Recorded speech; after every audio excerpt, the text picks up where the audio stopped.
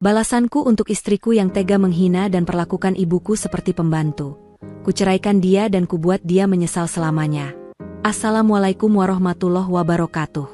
Selamat datang di Akar Kehidupan. Yang sudah like, komen, dan subscribe saya doakan rezekinya lancar, hutangnya lunas, dan selalu diberi kesehatan. Sebelum kita lanjutkan kisahnya, absen dulu kalian nonton dari kota mana? Tulis di kolom komentar. Bismillah, mari kita mulai kisahnya sekarang. Senja mulai menutupi langit desa ketika Raka dengan hati-hati membantu ibunya masuk ke dalam mobil tua yang cat birunya telah memudar dimakan waktu. Sang ibu tampak ringkih, mengenakan kerudung yang sudah pudar warnanya dan daster bermotif bunga yang mulai usang. Tubuhnya jauh lebih kurus dari terakhir kali Raka datang berkunjung. "Maaf, Bu, Raka baru bisa jemput sekarang," gumamnya lirih sambil menggenggam tangan ibunya yang kasar dan keriput. Sang ibu hanya membalas dengan senyum lemah. Matanya menerawang keluar jendela, seakan mengerti bahwa kepergiannya bukan menuju rumah, melainkan ke tempat asing yang tak jelas apakah akan memberinya ketenangan atau justru luka baru. Mobil berhenti di halaman rumah mereka di Bandung, tepat ketika langit mulai gelap. Lampu depan masih mati. Rani membuka pintu dengan ekspresi datar, mengenakan piyama satin yang tampak mencolok jika dibandingkan dengan penampilan sang ibu yang letih dan sederhana. Seekor kucing mengeong pelan dari balik kursi di teras, namun tak ada ucapan sambutan dari siapapun, hanya suara alat masak dari arah dapur. "Ran," panggil Raka lembut, "ini ibu, mulai sekarang tinggal sama kita, ya?" Rani hanya melirik sebentar. Alisnya naik sebentar, lalu turun lagi, menciptakan ekspresi ketidaksukaan yang sulit ditutupi. Ia bersandar pada kusen pintu, tangan bersedekap di dada. "Kamu gak bilang bakal bawa ibumu tinggal di sini," ucapnya dengan nada dingin, nyaris tanpa intonasi. Tak ada pelukan, tak ada senyum, bahkan ucapan, "Selamat datang," pun tidak. Raka menelan ludah, mencoba tersenyum walau kaku. Dia baru pulih dari sakit. "Cuma sementara kok, Ran. Lagi pula rumah ini kan cukup luas." Rani menarik napas panjang, seakan menahan sesuatu yang nyaris meledak. "Terserah," jawabnya pendek, lalu berbalik menuju dapur, meninggalkan aroma minyak goreng dan suasana yang tegang menggantung di udara. Sang ibu berdiri terpaku di ambang pintu, memandang sekeliling rumah yang megah dengan lantai marmer dan perabot mewah. Namun suasananya begitu sunyi, kosong. Bukan tempat yang dulu dia bayangkan sebagai pelabuhan tenangnya di usia senja. Raka mengangkat koper ibunya dan mengajaknya masuk. "Bu, ayo, kamar ibu di dekat dapur, biar gampang kalau mau ambil air minum atau masak." Ibunya mengangguk perlahan. Suaranya nyaris tak terdengar ketika berkata, "Maaf, Rak, jadi nyusahin kamu." Raka berhenti sejenak, membelakangi ibunya agar tak terlihat bahwa matanya mulai berkaca-kaca. Ia sibuk membuka pintu kamar dengan tergesa, menyembunyikan luka di balik punggung. Sementara itu, di balik pintu dapur, Rani diam-diam mengamati, sendok sayur masih tergenggam erat di tangannya. Rahangnya mengencang. Ia tahu, kedatangan wanita tua itu tak hanya membawa tubuh renta, tapi juga membawa kembali kenangan pahit dan luka lama yang selama ini telah ia kubur dalam diam. Dan malam itu menjadi awal dari sesuatu yang tak bisa dihindari, sebuah luka yang perlahan menganga kembali. Keesokan paginya, sinar mentari belum sepenuhnya menerangi langit saat Ibu Raka telah duduk di teras, merapikan pot-pot bunga yang hampir layu. Tangannya gemetar, tapi ia tetap merawat tanaman dengan telaten, seolah tiap daun yang ia sentuh bisa meredakan rasa asing yang membungkus dirinya di rumah itu. Kicau burung terdengar samar, sesekali tenggelam oleh suara sapu dari dalam rumah yang digesekkan dengan kesal ke lantai. "Bu, itu cucian sprei masih numpuk. Malah duduk-duduk di luar," tegur Rani dari pintu dengan nada meninggi. Suaranya tajam, memecah ketenangan pagi yang mestinya damai. Sang ibu menoleh perlahan. Matanya keruh, berusaha menyembunyikan perasaan. Mulutnya bergerak sebelum akhirnya berkata lirih, "Maaf, Nak, ibu tadi mau nyapu halaman dulu, tapi lutut ibu agak nyeri." Rani menghela napas kasar lalu pergi tanpa menjawab. Suara langkahnya menyeret di lantai, menggoreskan amarah yang tak diucap. Di dapur, gayung dilempar ke dalam ember, dan gerutunya terdengar pelan namun menusuk. Udah bisa ditebak dari awal. "Nyusahin aja." Setiap ucapan tajam itu tak pernah luput dari pendengaran sang ibu. Namun ia memilih membungkam suaranya sendiri. Ia menunduk dalam diam, kembali menyeka debu dari daun lidah buaya yang mulai mengering di ujung-ujungnya. Ia tahu, jika ia menanggapi, hanya akan memperkeruh keadaan. Dan Raka, anaknya itu sudah terlalu lelah mencari nafkah di luar, tak pantas dibebani ketegangan di dalam rumah pula. Malam pun tiba. Ketika Raka akhirnya pulang dari kantor, ibunya menyambutnya dengan secangkir teh hangat. "Udah makan, Rak?" tanyanya lembut. Raka menggeleng pelan sambil melepas dasi. "Belum, Bu." Badan rasanya remuk. Ia mencium tangan sang ibu, lalu menjatuhkan diri ke sofa. Rani tak tampak di ruang tengah. Rupanya ia sedang di kamar, menonton drama Korea sambil memakai masker wajah dan headphone besar, seolah seluruh dunia bisa ia abaikan begitu saja. "Ibu goreng tempe, terus ada sayur asem juga. Yang kamu suka?" lanjut ibunya pelan. Suaranya sedikit bergetar, tapi tetap ia paksakan tersenyum. Ia hanya ingin malam itu tenang. Ia ingin Raka merasa bahwa rumah masih tempat yang nyaman, meski ia sendiri harus terus menelan pahit setiap hari. Raka tersenyum. "Wah, udah lama banget gak makan masakan ibu. Kangen juga." Tapi di balik senyum anaknya, sang ibu tahu diri. Ia sadar, keberadaannya di rumah itu hanyalah seperti penunggu tamu yang tak kunjung pamit. Setiap pagi yang ia lewati, bukanlah waktu untuk beristirahat, melainkan untuk menjaga agar rumah tangga Raka tidak retak karena kehadirannya. Namun, kesunyian yang terus dibiarkan bisa berubah menjadi jebakan. Dan jebakan itu mulai membelit perlahan, nyaris tanpa suara. Sore itu hujan turun perlahan, membasahi kota Bandung yang mendung. Langit menggantung kelabu, seolah menyembunyikan kebenaran yang sebentar lagi akan terbongkar. Raka memutuskan pulang lebih awal, karena rapat sore dibatalkan mendadak. Sambil menyetir pelan menembus gerimis, pikirannya melayang pada ibunya yang akhir-akhir ini tampak makin pucat.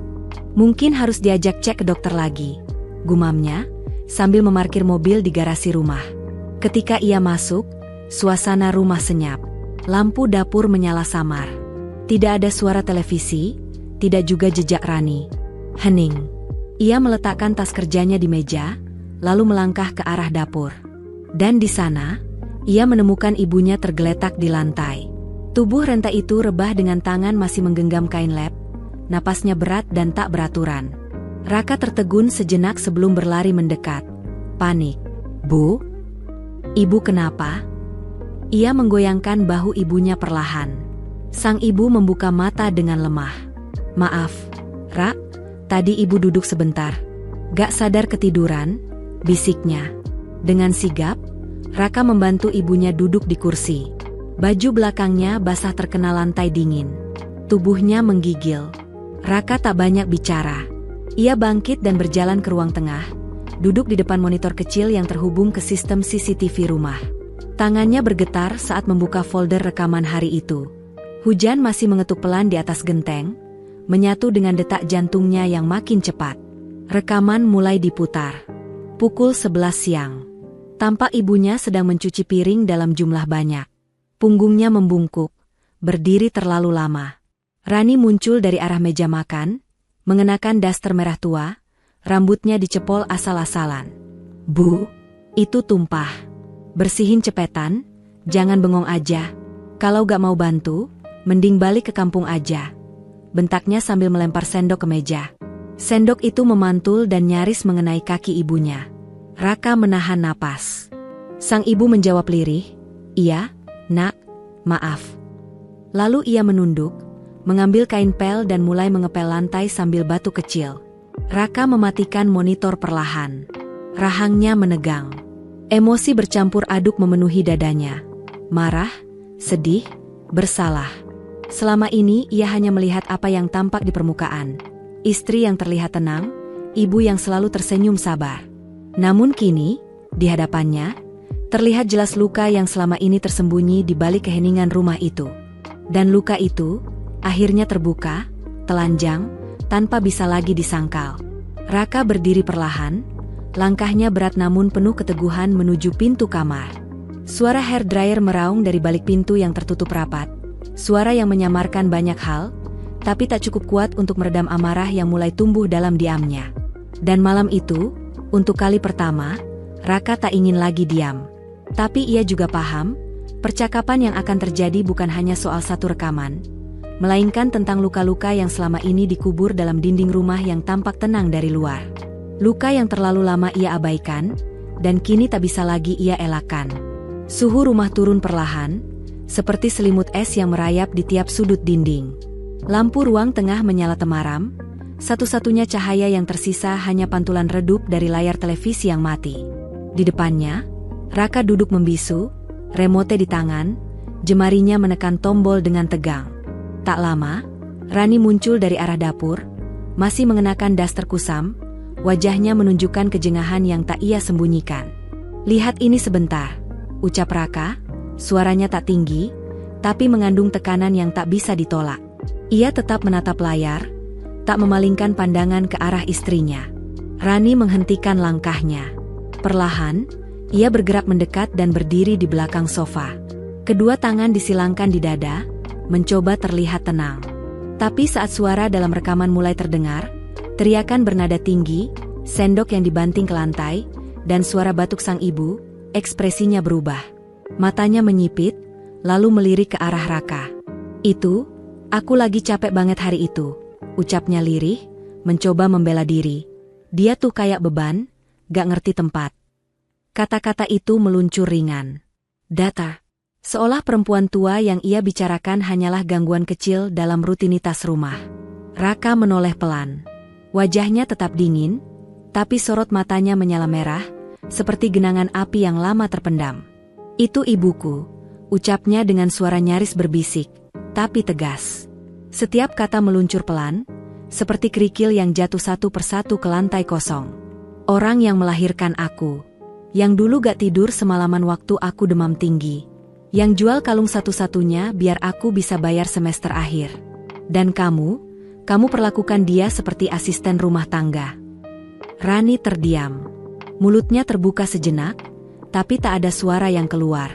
Ia hanya berdiri membatu, terjebak dalam diam yang pekat, seperti ruang tamu yang kini berubah menjadi ruang penghakiman tanpa suara. Raka tak menunggu respons. Ia berdiri dan melangkah perlahan ke kamar ibunya.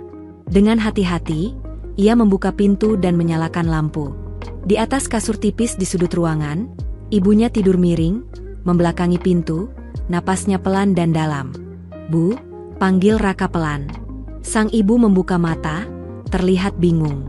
"Raka, ada apa, Nak?" Tanpa menjawab, Raka duduk di pinggir ranjang dan memeluknya erat. Lama, tanpa kata. Tubuhnya bergetar, dan air mata mulai mengalir diam-diam, jatuh di bahu sang ibu yang sudah tak sekuat dulu. "Ibu gak pernah salah, aku yang salah, Bu. Aku yang terlalu lama tutup mata." Wanita tua itu hanya membalas pelukan anaknya. Tangannya lemah, tapi hangat. Ia tak sepenuhnya mengerti apa yang sedang terjadi. Tapi ia tahu satu hal, anaknya kini melihat. Dan ketika ia hendak bertanya, Raka hanya menggeleng pelan. "Besok aja, ya, Bu. Malam ini, biarin aku nangis dulu." Dari celah pintu yang tak sepenuhnya tertutup, langkah kaki Rani terdengar menjauh. Tidak cepat, tidak panik, tapi berat. Ia berdiri di lorong gelap rumah yang dingin, untuk pertama kalinya merasa bahwa sesuatu yang berarti mungkin akan benar-benar lepas darinya, dan tidak bisa diperbaiki. Dini hari datang membawa udara dingin yang menyusup perlahan lewat celah jendela, meninggalkan embun tipis di kaca kamar. Di dalam, sunyi menggantung, dan detak jam di dinding terdengar nyaring seperti palu kecil yang mengetuk dada Raka. Ia masih bersandar di sisi ranjang, duduk di lantai. Sementara ibunya duduk di atas tempat tidur dengan selimut menutupi lututnya. Di wajah tuanya, kecemasan tampak samar, seperti awan gelap yang belum memutuskan kapan akan menurunkan hujan. "Maaf ya, Raka," suara itu lirih, nyaris tak terdengar, seperti dibawa angin malam. "Ibu gak mau ganggu hidup kalian. Kalau keberadaan ibu bikin ribet, ibu bisa pulang ke kampung. Di sana masih ada lantai buat ibu rebahan." Perlahan, Raka mengangkat wajah. Matanya sembab, tapi pandangannya tak goyah. Ia menggenggam jemari ibunya, kering, dingin, seakan kehilangan pijakan di dunia ini. "Jangan ngomong kayak gitu, Bu," gumamnya nyaris tercekat. "Rumah ini, tempat Ibu juga. Kalau gak ada Ibu, aku gak akan sampai di titik ini." Ibunya menatap matanya lekat-lekat. Di sana, ia melihat luka yang serupa. Luka batin yang tak disuarakan, tapi terus merambat seperti retakan di dinding. Ia ingin membalas dengan kata-kata, namun hanya anggukan kecil yang bisa keluar. Ia tak ingin menyalahkan siapapun. Sejak awal, ia hanya ingin satu hal, duduk tenang di pojok rumah anaknya, merasa cukup dengan diam. Raka mengusap wajahnya yang basah, lalu bersuara pelan, seperti berbicara pada bayangannya sendiri. "Aku gagal, Bu. Gagal jadi anak yang bisa membalas kasih. Gagal sebagai suami. Gagal menjaga semuanya tetap utuh." "Ibu gak pernah minta apa-apa, Kak," balas sang ibu, serak namun lembut. "Ibu cuma pengen kamu bahagia. Ibu pikir, diam aja udah cukup. Tapi ternyata malah bikin kamu makin jauh." Kata-kata itu menusuk Raka seperti bisikan lembut yang menghujam dalam. Ia memejamkan mata, membiarkan pikirannya mengalir ke masa-masa lalu. Cara ibunya diam setiap kali disingkirkan, senyum yang dipaksakan saat tak ada ruang, dan tubuh Renta yang tak pernah mengeluh meski harus berjalan sendiri. Di koridor luar kamar, langkah kaki Rani berhenti. Ia berdiri kaku, menyandarkan punggung ke tembok yang dingin. Malam itu, untuk pertama kali, ia mendengar kebenaran yang tak ditujukan padanya. Namun justru menguak luka yang selama ini ia pilih untuk tidak lihat. Raka perlahan berdiri, menunduk dan mengecup kening ibunya. "Aku ngerti sekarang, Bu. Tapi kali ini, Ibu gak akan sendirian lagi." Sunyi menyelimuti ruangan seperti doa yang tak bersuara. Angin dini hari menyibak tirai jendela, membawa aroma lembab dan pelan-pelan menenangkan ruangan. Malam itu, Raka tahu, hatinya sudah memilih. Dan ia sadar, pilihannya akan membawa konsekuensi besar. Namun cinta yang murni selalu layak untuk diperjuangkan, tak peduli seberapa mahal harganya. Esok pagi akan ada pintu yang tertutup rapat, dan pintu lain yang terbuka untuk awal baru. Tapi tidak semua orang siap menghadapi kemana arah itu akan membawa mereka. Langit Bandung tampak muram pagi itu. Awan kelabu menutupi matahari seperti turut mengerti bahwa ini bukan hari yang cerah. Di halaman gedung pengadilan agama, Raka berdiri diam. Kemeja putih yang dikenakannya tampak rapi, meski bagian kerah sedikit kusut akibat jari-jari yang terus meremasnya sejak tadi. Ia menarik napas dalam, memandang pintu kayu besar di depannya. Hari ini akan menjadi akhir dari sebuah bab. Beberapa menit kemudian, Rani datang. Wajahnya polos tanpa riasan, hanya membawa tas kecil di pundak dan langkah yang mantap seperti biasanya. Mereka duduk bersebelahan di kursi tunggu, diam, tak bersapa, bahkan tak saling menoleh. Kata-kata seperti kehilangan maknanya pagi itu. Proses sidang berlangsung cepat. Hakim membuka berkas, menyampaikan pertanyaan prosedural, dan memastikan tidak ada perebutan harta. Rani menjawab seperlunya. Tenang, seperti sudah mempersiapkan diri jauh-jauh hari. "Jadi, saudara Raka dan saudari Rani," ucap hakim sembari menatap mereka. "Apakah keputusan ini sudah dipikirkan matang, tanpa tekanan dari pihak manapun?" Raka mengangguk perlahan. Rani juga. Sebelum palu diketuk, Rani melirik ke arah Raka. Wajahnya datar, tapi matanya menyimpan perih yang sulit ditepis. "Kamu lebih milih ibumu daripada istrimu. Hebat." Raka tidak langsung membalas. Ia menunduk sejenak, menatap telapak tangannya yang tergenggam di pangkuan, lalu perlahan menatap lurus ke depan. "Aku pilih satu-satunya orang yang ajarin aku tentang kasih, yang gak pernah minta imbalan." Dan saat palu diketuk, gema suara itu tak hanya menandai akhir sebuah pernikahan, tapi juga awal dari sebuah keberanian untuk memilih dengan hati, meski harus kehilangan. Tak ada bantahan dari Rani, tak ada air mata yang jatuh.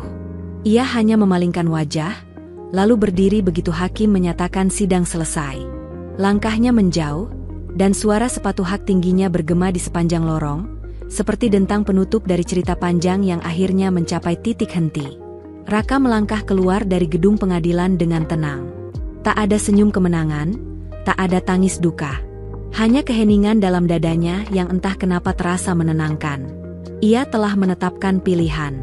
Pilihan yang menyakitkan, tapi juga melegakan. Sesampainya di rumahnya yang sederhana di Bandung, Raka membuka pintu pelan. Tak terdengar suara tinggi, tak tampak wajah masam, tak terasa lagi atmosfer yang tegang. Di dapur, ibunya tengah memasak nasi sambil bersenandung kecil. Asap tipis dari panci memenuhi udara dengan aroma yang menenangkan. "Raka udah pulang?" tanya sang ibu tanpa berpaling. "Iya, Bu. Semua urusannya udah selesai," jawab Raka dengan suara pelan. Rumah itu kini sunyi, namun bukan jenis kesunyian yang membuat sesak. Ini sunyi yang nyaman. Sunyi yang menyembuhkan. Sunyi yang menjadi ladang subur bagi cinta yang tak menuntut, yang hanya ingin memberi. Sementara itu, dari dalam mobil yang terparkir tak jauh, Rani menatap rumah itu diam-diam. Tangannya mencengkeram setir erat, giginya menggigit bibir bawah. Ia tidak menangis. Belum. Tapi ada sesuatu yang menggantung di napasnya. Seperti sela yang tak tuntas, seperti jeda yang menyesal. Dan perlahan, penyesalan pun mengetuk, walau ia datang terlambat. Pagi datang bersama hangatnya cahaya matahari yang menerobos masuk lewat jendela dapur. Suara tumisan bawang yang mendesis berpadu dengan denting wajan, menciptakan musik pagi yang baru di rumah kecil itu. Raka berdiri di depan kompor, mengenakan celemek pudar bertuliskan, "Chef kesayangan ibu." Keringat menetes di pelipis, tapi senyum di wajahnya tak bisa disembunyikan. "Bu, beneran nih gak keasinan? Aku takut gagal lagi," ujarnya sambil menyodorkan sendok kecil ke arah ibunya yang duduk santai di kursi kayu. Ibunya mencicip, lalu tersenyum tipis. "Rasanya udah pas. Tambah kecap sedikit aja, biar lebih seimbang." Raka terkekeh lega. Akhirnya, satu masakan berhasil juga. Hari-hari mereka berjalan tenang seperti itu, sederhana tapi bermakna. Raka mulai belajar hal-hal yang dulu tak pernah ia sentuh. Mencuci baju dengan tangan, menyapu halaman dengan sapu lidi, menjemur bantal di pagi hari, dan bahkan memandikan ibunya dengan lembut. Setiap tugas ia jalani tanpa keluh, dengan hati yang lapang. Ada tawa, ada isak pelan, tapi semuanya ia sambut dengan syukur. Suatu sore, ia merekam momen ketika ibunya mengajarinya membuat bumbu rawon, sambil bercerita tentang masa mudanya sebagai penjual lontong sayur di Pasar Kosambi. Video itu ia unggah di akun media sosial yang dulunya hanya berisi motor dan kopi. Tanpa disangka, videonya viral. Komentar membanjiri unggahan itu. "Mas, video ini bikin air mata saya netes. Jadi ingat ibu di kampung. Salut, lelaki sejati.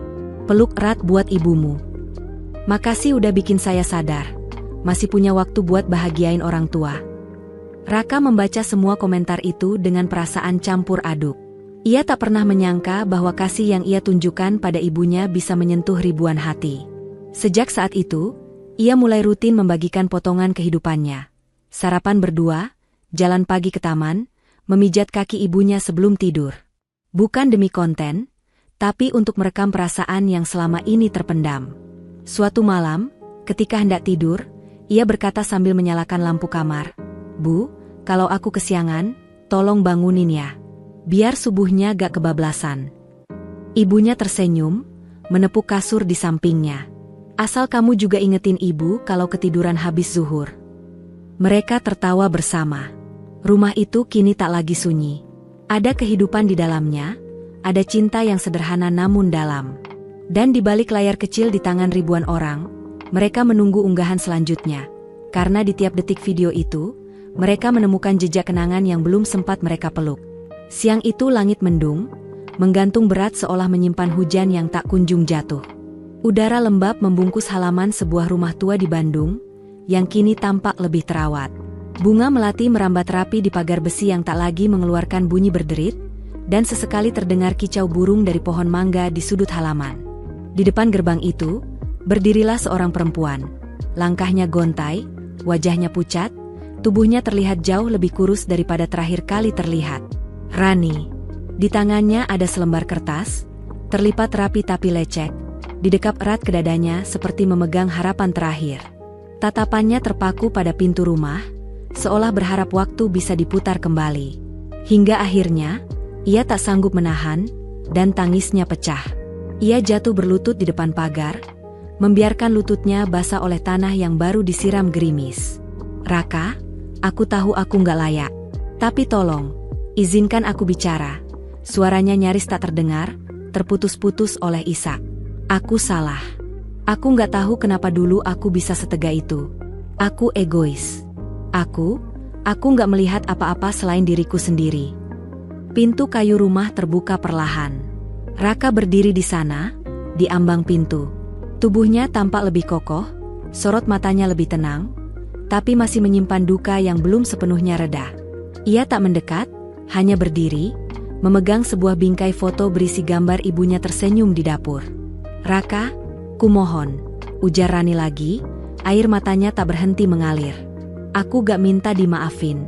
Aku cuma pengen ngomong, aku sungguh menyesal." Raka menarik napas panjang. Ia maju beberapa langkah, namun berhenti di tengah halaman.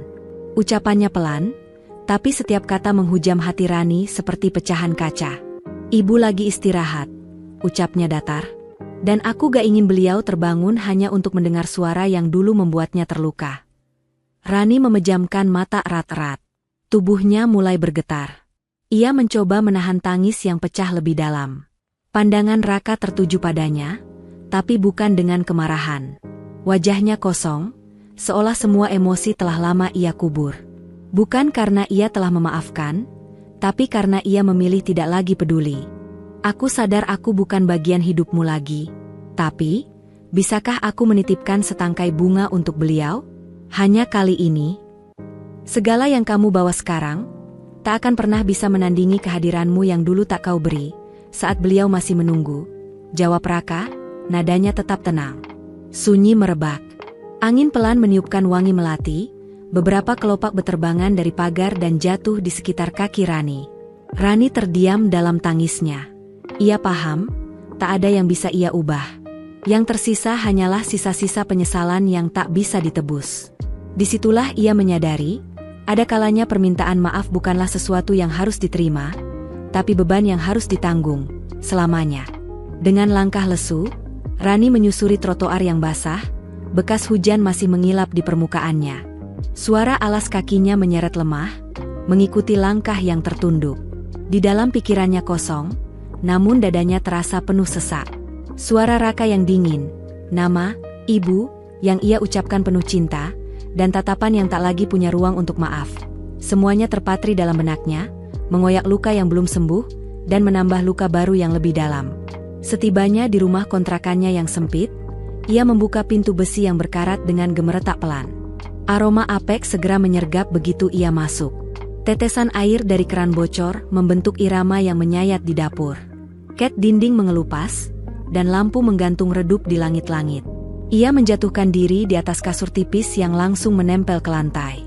Di meja kecil sebelahnya, ada ponsel tua dengan layar retak dan casing yang sudah pudar warnanya. Ia meraihnya, membuka galeri, dan memutar sebuah video lama, video yang diam-diam pernah ia simpan. Dalam video itu, sosok ibu mertua duduk di dapur sambil tertawa ringan, mencoba membetulkan kerudungnya yang melorot ke samping. Di balik kamera, suara Raka terdengar menggoda, menyelipkan canda yang membuat sang ibu semakin geli. Dan untuk sesaat, semua terasa hangat, sebuah kehangatan yang kini tak bisa ia sentuh lagi. "Nih, ibu kalau ketawa, kayak anak kecil," suara Raka terdengar dari balik rekaman. "Ya harus begitu dong. Meskipun umur nambah, hati gak boleh tua," sahut sang ibu, tawanya lepas, jenaka, sebuah tawa yang kini hanya bisa didengar lewat layar ponsel. Rani memeluk lututnya, menggenggam erat ponsel tua itu di dada. Wajahnya basah oleh tangisan yang tak kunjung berhenti. Bukan sekadar air mata duka, tapi air mata yang lahir dari penyesalan paling dalam. Ia menatap senyum lembut perempuan tua dalam video itu, lalu berbisik dalam hati. "Mengapa dulu aku tak bisa melihat betapa berharganya senyum itu? Mengapa aku harus kehilangan dulu?" Baru menyadarinya, tak ada yang bisa ia lakukan selain memutar ulang rekaman itu, lagi dan lagi. Ia hidup dalam pusaran masa lalu, karena masa kini tak memberinya tempat, dan masa depan terlalu jauh untuk dijangkau oleh seseorang yang telah kehilangan segalanya. Dulu, ia pernah memiliki seorang suami yang mencintainya tanpa syarat. Ia pernah disambut hangat oleh seorang ibu yang tak menganggapnya orang asing. Ia pernah merasakan kehangatan rumah yang ramai oleh tawa dan cerita. Tapi semua itu kini hanya kenangan kabur. Tertinggal di belakang, tak bisa ia rengkuh kembali. Saat malam menyelimuti kota Bandung, isaknya berubah lirih. Terlalu pelan untuk mengganggu siapapun, tapi cukup tajam untuk terus membangunkannya dari tidur. Karena luka tak sembuh hanya dengan waktu. Apalagi jika luka itu ditinggalkan sendirian. Dan luka yang dimiliki Rani adalah luka karena cinta yang ia abaikan, yang kini berubah menjadi beban yang tak bisa ia lepaskan seumur hidup. Sementara itu, mentari sore menyiram cahaya lembut ke halaman kecil rumah sederhana. Suara air mengalir dari selang yang digenggam Raka menyatu dengan gemerisik angin yang menyentuh daun-daun serai dan kemangi yang tumbuh berjajar. Dengan gerakan perlahan, ia menyiram tanah yang mulai mengering, sesekali melirik ke arah kursi rotan di bawah pohon jambu, tempat ibunya duduk berselimut, mengenakan kerudung tipis. Sang ibu menatap langit senja dengan pandangan yang tak lagi tajam, tapi penuh damai. Di wajahnya tergambar kelegaan, seolah semua luka lama telah dijahit kembali dengan benang kasih sayang. Bibirnya bergerak pelan, nyaris tak terdengar. "Kamu gak pernah nyesel, Kak?" Raka berhenti, menoleh perlahan. Ia tersenyum kecil, dan dari matanya terlihat ketulusan yang tak bisa dipalsukan. Ia berjalan mendekat, lalu duduk di lantai di samping kursi itu, bersandar pada lutut ibunya. "Kalau harus mengulang semuanya, 1000 kali pun, aku tetap akan memilih ibu." Tak ada balasan lisan. Sang ibu hanya mengangkat tangannya yang mulai lemah, menyentuh kepala Raka dengan usapan pelan. Sentuhan yang sederhana, tapi menyimpan seluruh rasa sayang yang tak butuh kata. Bagi Raka, itulah bentuk cinta yang paling dalam, hening tapi mengisi seluruh ruang. Di rumah kecil itu, tak ada kemewahan atau furnitur mahal. Tapi setiap jengkal ruang menyimpan cerita tentang perjuangan, air mata, dan keberanian untuk memilih hal yang benar meskipun harus kehilangan. Ruang tengahnya dihiasi lukisan kecil buatan tangan Raka, foto-foto usang, dan rak kayu tempat bumbu dapur serta perabot warisan ibu tersusun rapi. Kehangatan di rumah itu bukan datang dari mesin, tapi dari keikhlasan yang tumbuh setelah luka. Dari jendela, cahaya senja menembus masuk, menyinari ubin dan perabot tua dengan warna keemasan. Radio tua mengalunkan lagu keroncong pelan, lagu favorit sang ibu sejak puluhan tahun lalu. Raka menatap perempuan tua itu, sosok yang dulu sempat ia abaikan demi cinta yang salah, tapi kini ia peluk dengan seluruh jiwanya. Di rumah sederhana itu, mereka menjalani hari-hari tanpa kemewahan, tapi tak pernah kekurangan kasih. Tak perlu kata manis, karena semua sudah terwakili dalam perhatian yang tulus. Surga tak selalu berada jauh di atas langit. Kadang, ia hadir dalam bentuk sederhana, di kursi rotan tua, di bawah cahaya senja, bersama seorang ibu yang masih bisa dipeluk dengan syukur. Namun jauh di sisi lain kota, di kamar sempit yang dingin, seseorang kembali membuka layar ponselnya. Video yang sama diputar ulang. Tangisnya pecah lagi, kali ini lebih dalam. Sebab ia tahu, dulu ia bagian dari rumah itu. Tapi sekarang, ia hanya bisa menyaksikan dari kejauhan, kehidupan yang tak akan pernah menjadi miliknya lagi. Terima kasih sudah menonton Akar Kehidupan. Jangan lupa like, komen, dan subscribe agar tidak ketinggalan kisah seru berikutnya. Sampai jumpa di video selanjutnya. Semoga hidup kita selalu diberkahi.